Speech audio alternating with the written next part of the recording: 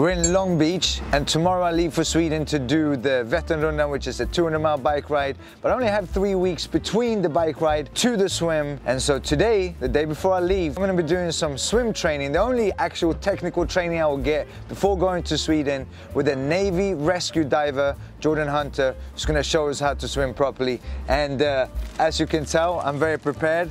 I ordered this off of Amazon, and hopefully it will fit, and hopefully it will be good enough to keep me warm and keep me floating when I'm in Sweden. I have no idea what kind of wetsuit you're supposed to get.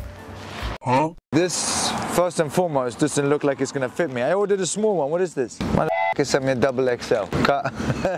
So change of plans. The wetsuit is not gonna fit me, so we're gonna swim without a wetsuit, which Jordan here told me will give me about 20 to 30 minutes before I start getting too cold, which is good because it's gonna be cold in Sweden. But we'll do what we can, especially since we only have 1 day to practice this, so I'm gonna go without a wetsuit.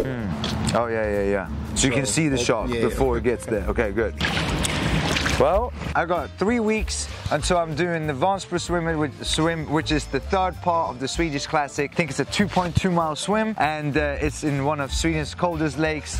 So perfect, I don't have a wetsuit that works for me. Trial and error.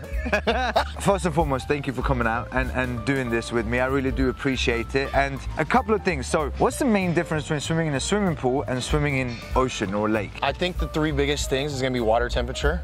That's always going to be one of those things that's Mother Nature's going to pick her own climate. Second is in a pool, you have a destination point. When you get to open water in a lake, it's always going to be about making sure that you can sight correctly. You can keep your eyes on where you need to go and how you need to go. Third one's going to be the distance you're going to be allocated for your body to, like, before it, like, I'm a little tired. In a pool, you can go wall to wall and be like, all right, cool, I can take a break. Here, it's always going to be about how far can I go before I feel tired? Where can I go to before I get tired? And then when you get tired, are you gonna be able to roll to your back, or are you gonna be able to get back to the side? So it's always about planning almost ahead before your gas tank gets on E. So mentally, it's gonna be tougher? Mentally, it'll be a little bit tougher. Yeah. But cool.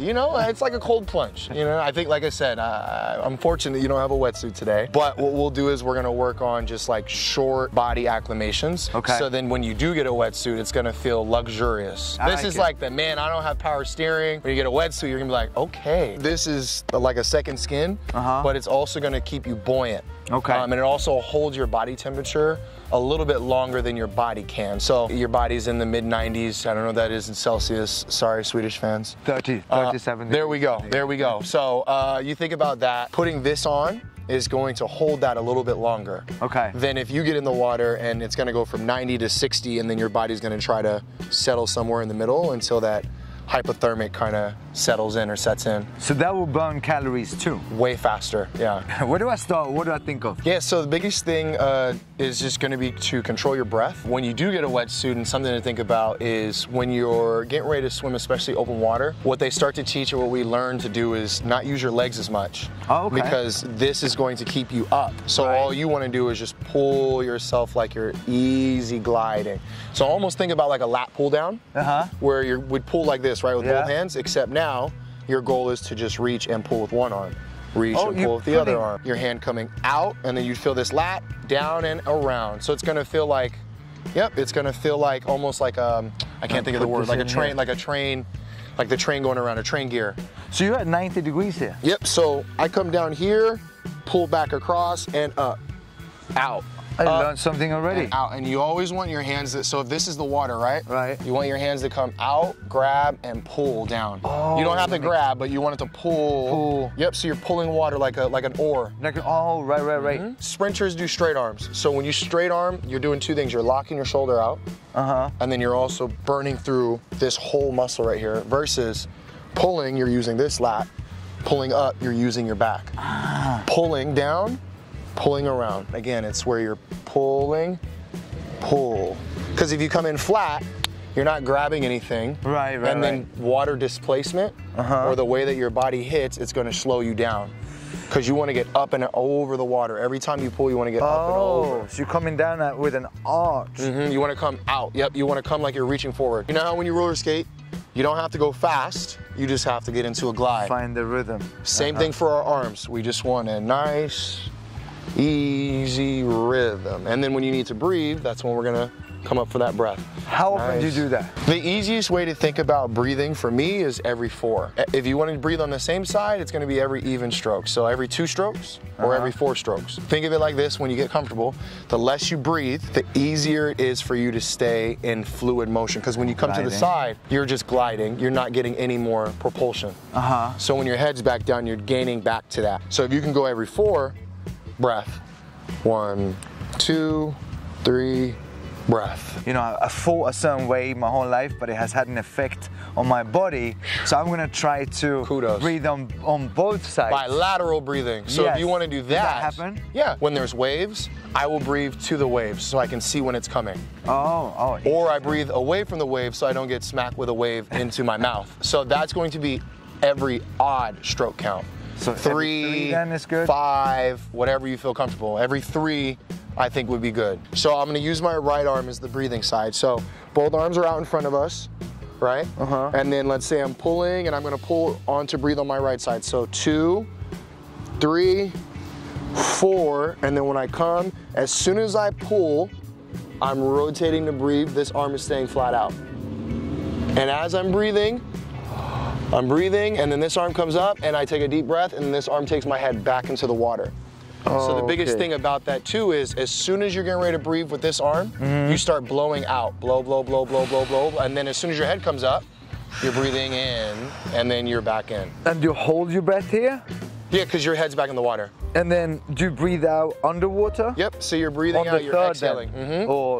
So you can breathe out on your 3rd, and then you're, that way you're taking in a really good breath. But also, I know in fighting, you want to go, you want to open up, you want to open, you got to open that. You have to open with you breathe through your mouth. You don't have to, but you know, get to a comfort, yes, because pulling from here. Mouth breathing, not nose breathing. I'm not going to win. No worries. I'm just going to survive the race. That's the goal. That's it. Survive in Complete the race, not compete. And how do you normally start? Do we go in the water?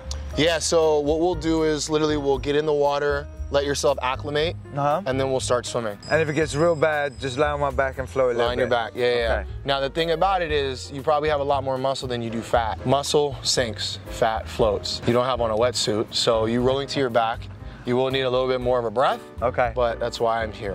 So, yes. Well, that's why we have the rescue swimmer with us. It's not to teach me, it's to keep me alive out here.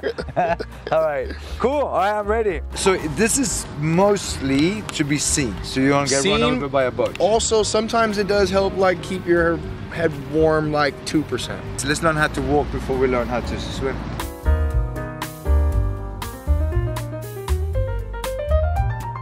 I am so cold.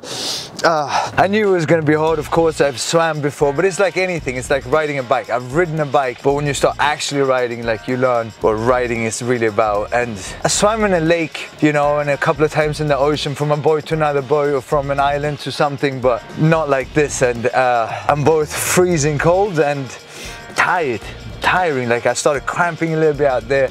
I almost threw up after swallowing a ton of salt water, and we did what? 3/4 of a mile? That's not enough. That's not even halfway. But hopefully it won't be this cold. It's fun being a beginner, but it's also frustrating being a beginner when you're used to being in control. And even on a bike, like, I might not be able to go as fast as a high-level biker, but I'm on a bike and I'm comfortable on a bike. In the ocean, and especially when you're out in the ocean, when you're not swimming in a pool where you can grab onto things, like Jordan said, it's a little psychologically different when you're like, well, what do I do? The biggest thing right now is just the cold, and I can feel my back muscles and neck muscles start cramping a little bit. So I'm gonna crank up the heat here.